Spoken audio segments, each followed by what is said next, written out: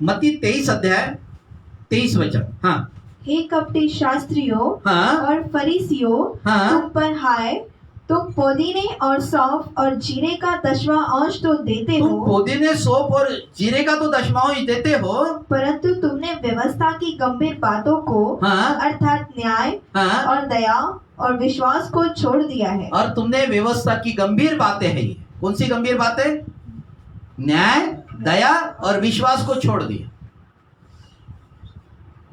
दोष लगा रहे। और इसलिए किसी पर भी, चाहे पास्टर हो, चाहे विश्वासी हो, चाहे पड़ोसी हो, चाहे चर्च का कोई मेंबर हो, हम दोष लगा रहे उसके ऊपर में। हमें पहले अपनी जीवन को बदलने के लिए काम करें। हमें मेरे अंदर में आत्मा के फल कहाँ है, दिखते हैं क्या? हालेलुया। एक वचन हम लोग और पढ़ेंगे, मत्ती 9 अध्याय वचन 13। हाँ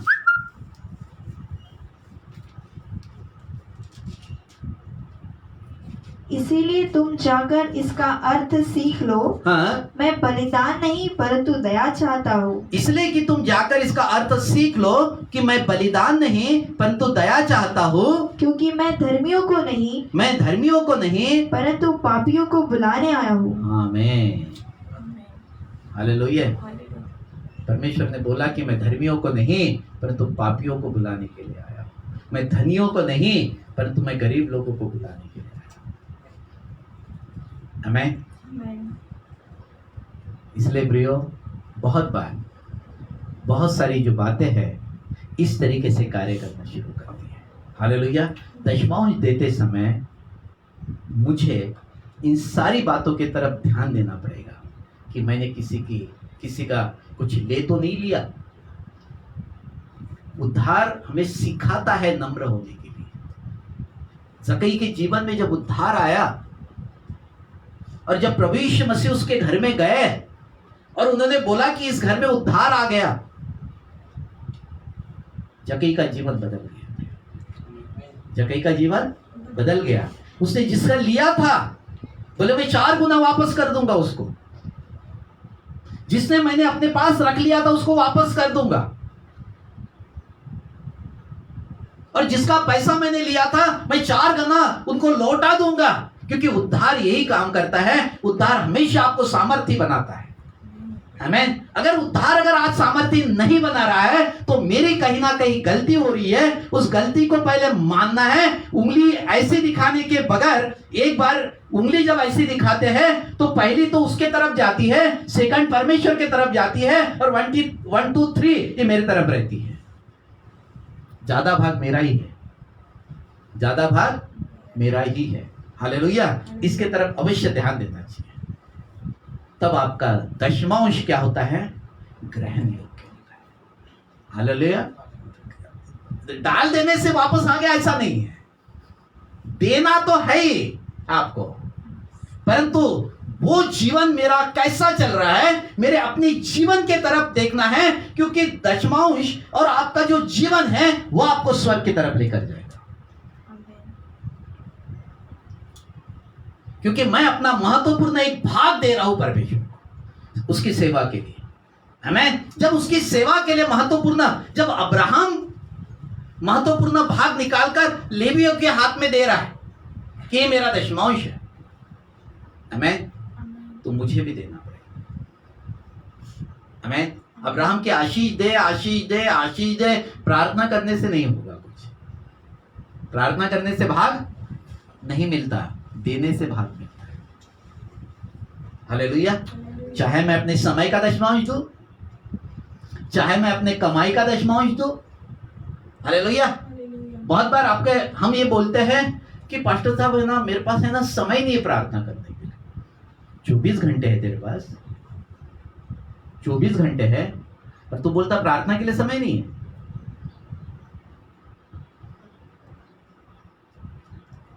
ये बोलकर ही मैं अपने घंटे कम कर लेता हूं। आमीन।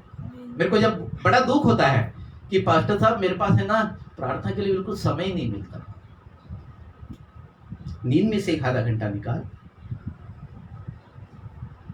सुबह में से 1 घंटा निकाल, आधी घंटा निकाल और अपना परमेश्वर का अपना भाग जो दशमांश दे रहे हो ना, तो दशमांश प्रार्थना में भी एक दशमांश का समय बिताओ खुदा के साथ, समय का दशमांश, अपनी भेंट का दशमांश दो। हालेलुया। तब परमेश्वर आपको आशीष देता है। हालेलुया, आमीन। क्योंकि ये वचन यही बता रहा है मेरे को, मत्ती 9:13 पढ़े एक बार। हाँ, इसीलिए तुम जाकर इसका अर्थ सीख लो। हाँ, मैं बलिदान नहीं परंतु दया चाहता हूँ, मैं बलिदान नहीं परंतु दया चाहता हूँ, क्योंकि मैं धर्मियों को नहीं मैं धर्मियों को नहीं परंतु पापियों को बुलाने आया हूँ। मैं पापियों को बुलाने के लिए आया हूँ। हालेलुया। बहुत बार हम लोग धर्मी बन जाते हैं, बहुत बार हम लोग धर्मी बन जाते हैं और सारी व्यवस्था को कंडम कर देते हैं। पास्टर साहब, आपके चर्च की है ना आराधना मेरे को अच्छी नहीं लगती। आपको किसने अधिकार दे दिया यह अच्छी या बुरी हो रही? आमीन। क्योंकि आपका मन आराधना के लिए तैयार नहीं है करके वो बुरी लगती है। अगर आपका मन तैयार हो जाता था तो आपको आराधना बहुत अच्छी लगती है। आमीन। क्योंकि मन तैयार नहीं है, क्योंकि आपने अपने घर में सप्ताह में 1 दिन आए हो आप चर्च में, लेकिन 6 दिन हम घर में ही रहते हैं। तो घर में पहले अपने आप को प्रार्थना के लिए तैयार करना पड़ेगा। हमारी आराधना, यहाँ की आराधना है ना अच्छी नहीं लगती हम लोग को। ये बोलने से आपका मन कितना अच्छा है, वो ग्रहण करने योग्य है क्या, आपके लिए कितना भी अच्छा रहेगा तो भी बेकार ही लगेगा, क्योंकि आपका मन क्या है, तैयार नहीं, उसके लिए मन तैयार नहीं है, इसलिए सब बुरा लग रहा है। नहीं तो एक गीत गाते के साथ में वो गीत ऐसा छुएगा आपको कि पूरे तरीके से गीत ही आपको बदल देगा। आमीन। क्योंकि आपका मन तैयार नहीं है, आपने अपने आप को तैयारी में नहीं लाया वहां पर, इसलिए आपको सब कुछ बेकार लगने लग गया। पहले अच्छा लगता था, अब बेकार लगने लगा। क्यों? क्योंकि अब क्योंकि हमारा भी मन जो है कठोर हो गया है। पहले मांस का बन गया था, अभी पत्थर का हो रहा धीरे धीरे। आमीन। फिर मैं आपको लिए प्रार्थना करता हूँ कि इनका हृदय पत्थर का नहीं परंतु मांस का हो जाए। आमीन। ताकि तुम समझने लगो कि व्यवस्था है क्या और व्यवस्था हमसे क्या बातें हैं। आमीन। हालेलुया। आइए प्रिय, हम सब लोग अपनी आंखों को बंद करें और अपने परमेश्वर के पास में अपने आप को नम्र और दीन करें, अपने आप को परमेश्वर के हाथ में सौंप दें, परमेश्वर से प्रार्थना करें कि मेरे हृदय में किसी प्रकार की कड़वाहट तो नहीं है। हम कभी कभी पास्टर को दोष लगाते हैं, वहां के लीडर्स लोगों के ऊपर दोष लगाते हैं, यहाँ की ये बातें अच्छी नहीं होती, वहां की वो बातें अच्छी नहीं होती, परंतु अपने तरफ कोई नहीं देखता। परमेश्वर चाहता है कि हम अपने तरफ देखें कि मैं क्या हूँ, मैं कैसे कर सकता हूँ, मैं क्यों कर रहा हूँ। ये सारी चीज़ें अपने तरफ देखें, क्योंकि प्रियो, आशीष का स्रोत केवल परमेश्वर है। वो किसी मनुष्य को बोलकर या आप बोलकर अपने ऊपर में और एक श्राप को लेकर आते हैं, परंतु इस श्राप को तोड़ दीजिए अपने जीवन से, उनको क्षमा कर दीजिए और परमेश्वर से कहे कि परमेश्वर, मैं आज के बाद अपने आप को तेरे हाथ में सौंप देता हूँ। तू मेरी सहायता कर, तू मेरी मदद कर, तू मेरा मार्गदर्शन कर। ओ अनुग्रह कर परमेश्वर, दया कर प्रभु जी। ओ परमेश्वर, इनको जो दशमांश जो देते हैं प्रभु ने दुगना भाग मिले, मैं यही तुझसे प्रार्थना करता हूँ। अनुग्रह कर प्रभु जी, अनुग्रह कर परमेश्वर। इनको वो व्यवस्था और जैसे प्रभु जी वो शास्त्री के समान उनको मत बना प्रभु जी। परमेश्वर फरीसी और शास्त्री के समान इनको न बना, परंतु परमेश्वर इन्हें एक धार्मिकता का जीवन दे, एक विश्वासी का जीवन दे। वो परमेश्वरीय विश्वास करने लगे प्रभु जी।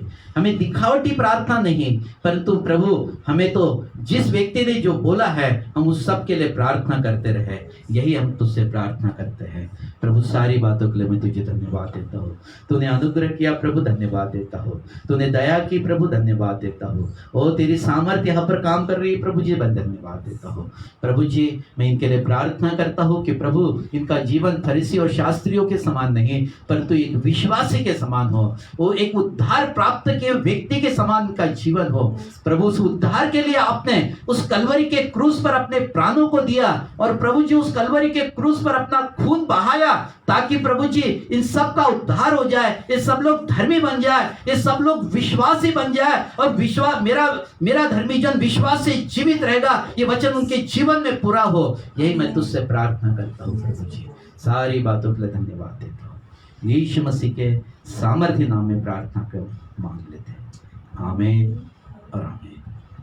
प्रियो, हम कोरोना वायरस के लिए भी प्रार्थना करेंगे आज, और मैं दानियल की किताब निकालने के लिए कहूँगा। आप सभी लोग दानियल की किताब निकालें, दूसरा शमूएल की किताब निकालें।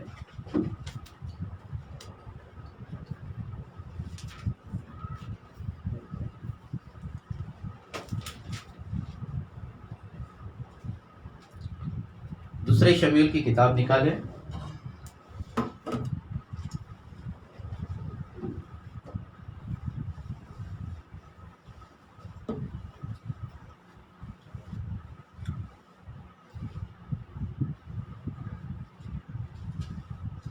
वचन 10 से हम लोग पढ़े। हम सभी लोग अपने स्थानों पर खड़े हो जाए, और जितने भी विश्वासी लोग हैं सब लोग अपने स्थानों पर खड़े रहें। आज ये वचन पढ़कर हम लोग प्रार्थना करेंगे कोरोना के लिए। पढ़े अध्याय 24, दूसरा शमूएल अध्याय 24 वचन 10। दूसरा शमूएल उसका वचन 10।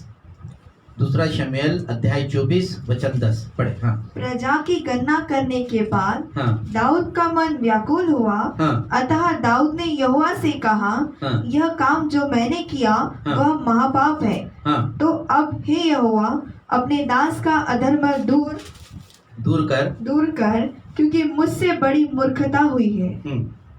सवेरे जब दाऊद उठा, हाँ। तब यहोवा का यह वचन गाद नामक नबी के पास, जो दाऊद का दर्शी था, पहुंचा। हाँ। जाकर दाऊद से कह, दाऊद को यह कह।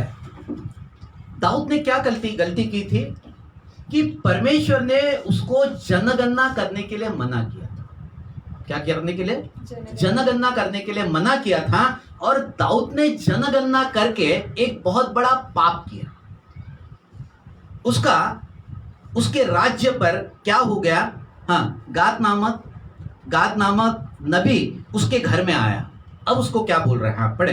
जाकर दाऊद से कहा, यहोवा यो कहता है, हाँ। कि मैंने तुझको 3 विपत्तियां दिखाता हूँ। हाँ। उनमें से एक को चुन ले। हाँ। कि मैं उसे तुझ पर डालूं। हाँ। अतः गाद ने दाऊद के पास जाकर इसका समाचार दिया। बस क्या बोला उसने?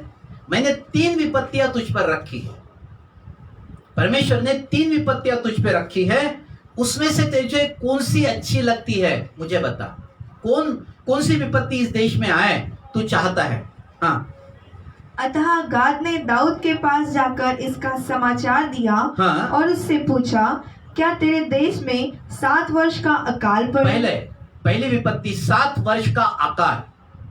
सेकंड, हाँ। या 3 महीने तक तेरे शत्रु तेरा पीछा करते रहे। और 3 महीने तक तेरे शत्रु तेरा पीछा करते रहे, और तू उनसे भागता रहे। सेकंड विपत्ति, हाँ। या तेरे देश में 3 दिन तक मरी फैलती थर्ड विपत्ति कि तेरे देश में 3 दिन तक के मरी फैलते रहेगी। ये तीसरी विपत्ति, हाँ। अब सोच विचार कर अब सोच विचार कर कि मैं अपने भेजने वाले को क्या उत्तर दूं। अपने भेजने वाले मतलब यहोवा परमेश्वर को क्या उत्तर दूं। हाँ, दाऊद ने गाद से कहा, दाऊद ने गाद से कहा, मैं बड़े संकट में हूँ, मैं बड़े संकट में हूँ, हम यहोवा के हाथ में पड़े। हाँ, क्योंकि उसकी दया बड़ी है, हाँ, परंतु मनुष्य के हाथ में मैं न पड़ूंगा। हम मनुष्य के हाथ में नहीं परंतु हम यहोवा के हाथ में पड़ेंगे। और उसने अपने देश के ऊपर में 3 दिन की विपत्ति मांगी। आमेन। आगे। हाँ, तब यहोवा इजराइलियों में हाँ, सवेरे से ले ठहराए हुए समय तक हाँ, मरी फैलाए रहा। हाँ, और दान से लेकर बेशरबा तक रहने वाली प्रजा में से हाँ, 70,000 पुरुष मर गए। कितने हजार मार गए? 70,000 पुरुष मारे गए। 70,000 पुरुष मारे गए। आमेन। आगे। परंतु जब दूत ने यरूशलेम का नाश करने को हाँ, उस पर अपना हाथ बढ़ाया, तब यहोवा वह विपत्ति डालकर शोकित हुआ। हाँ, और प्रजा का नाश करने वाले दूत से कहा, हाँ, बस कर, हाँ, अब अपना हाथ खींच। हाँ, यहोवा का दूत उस समय अरोन नामक एक यबूसी के खलियान के पास था। हाँ, जब प्रजा का नाश करने वाला दूत दाऊद को दिखाई पड़ा, तब उसने यहोवा से कहा, देख, पाप तो मैं ही ने किया। अब देख, पश्चाताप कर रहा था। दाऊद क्या कर रहा है? देख, पाप तो मैंने किया और कुटिलता मैं ही ने की है। कुटिलता मैंने ही की है, परंतु इन भेड़ों ने क्या किया है? इस भेड़ों ने क्या किया है? मेरे देश के लोगों ने क्या किया है? पाप तो मैंने किया था ना। हाँ, आगे। इसीलिए तेरा हाथ मेरे और मेरे पिता के घराने के विरुद्ध हो। तेरा हाथ मेरे ऊपर में और मेरे पिताने के घराने पर हो। ये बहुत बड़ा पश्चाताप है। मतलब तू लोगों के ऊपर में जो विपत्ति रखी है वो निकाल ले।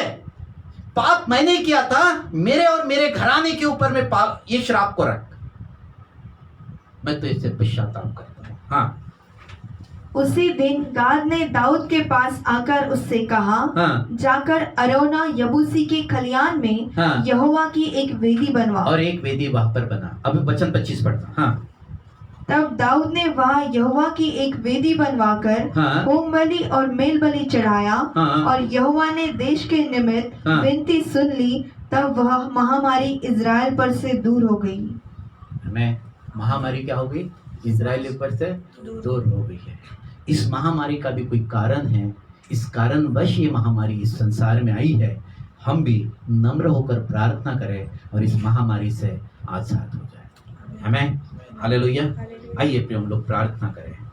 प्रभु जी, हम धन्यवाद के साथ में फिर एक बार इस कोरोना महामारी के लिए प्रार्थना करते हैं कि प्रभु जी, क्या गलतियां हुई हम नहीं जानते हैं, परंतु आप तो सब कुछ जानते हैं। आप तो प्रभु जी संसार को रचने वाले हैं, इस संसार को स्थिर करने वाले हैं और इस संसार को एक दिन नाश करने वाले हैं वो प्रभु जी। परंतु परमेश्वर, जब तक इस संसार में इस संसार में है प्रभु जी, विशेषकर प्रभु जी हम प्रार्थना करते हैं इस संसार के लिए कि प्रभु जी कोरोना वायरस के कारण ये संसार नाश ना हो प्रभु जी। हम देखते हैं जिधर उधर मौत का तांडव है प्रभु जी। दवाखाने में पेशेंट लोगों को रहने के लिए जगह नहीं है, बेड नहीं है, ऑक्सीजन की कमी हो रही है, बहुत सारी सप्लाई कम हो रहे, मेडिसिन कम हो गई प्रभु जी। ओ परमेश्वर, आज हम तुझसे प्रार्थना करते हैं कि प्रभु इस देश पर अपना अनुग्रह का हाथ रख प्रभु जी। पूरे विश्व पर अपने अनुग्रह के हाथ को बढ़ा प्रभु जी। ओ वहां पर स्वर्गदूत का हाथ था प्रभु जी, और आपने कहा था कि स्वर्गदूत उस हाथ को तो उठा ले उस जगह से, और मरी रुक गई प्रभु जी। हम भी यही प्रार्थना करते हैं प्रभु जी कि इस मरी को रोक दे प्रभु जी। ओ परमेश्वर, किसी के बस की बात नहीं है। यहाँ पर ज्ञानी लोग भी पूरे तरीके से नकारात्मक हो गए, फेल हो गए प्रभु जी। परंतु परमेश्वर, तू तो सबसे महत्वपूर्ण ज्ञानी है प्रभु जी। ओ तू तो हमारा परमेश्वर है, तू संसार को रचने वाला है। ओ प्रभु जी, इस संसार के ऊपर से इस महामारी को उठा ले प्रभु जी, ताकि प्रभु जी ये महामारी यहाँ से रुक जाए प्रभु जी।